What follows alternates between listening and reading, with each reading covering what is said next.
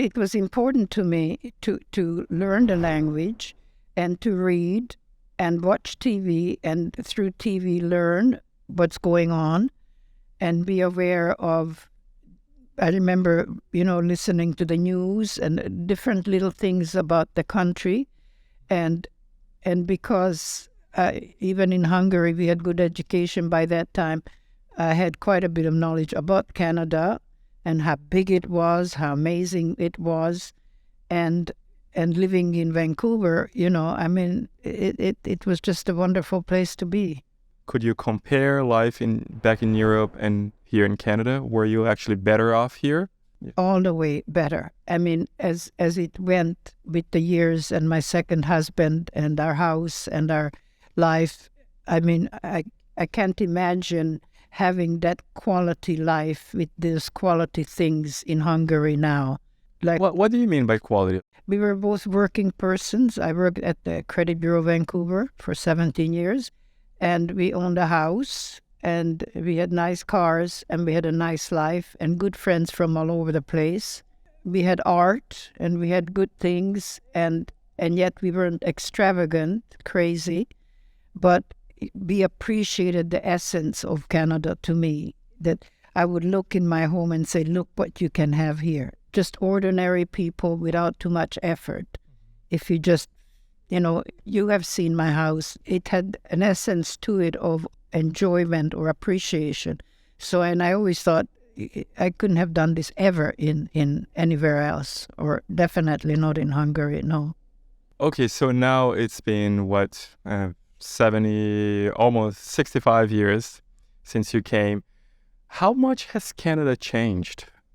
Perhaps it hasn't changed as much in a sense, but I have become more aware of it and its workings and the politics and the local politics, and it seemed to me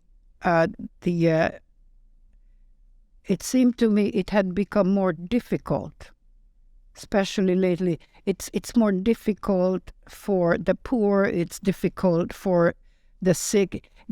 I don't recall all these horrendous problems for the city, for the country, when it seems so rich. I never understood it. This country is so rich, and you can work here, and there's no problem finding a job, and then it becomes so.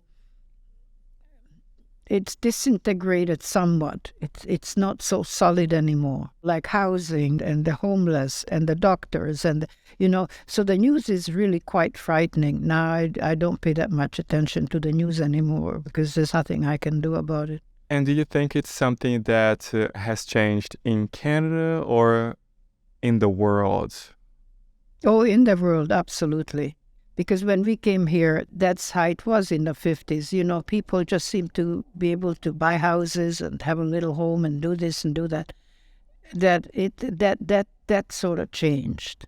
And yet there's lots of money here and lots of rich people with money. It's the balance is somehow shifted.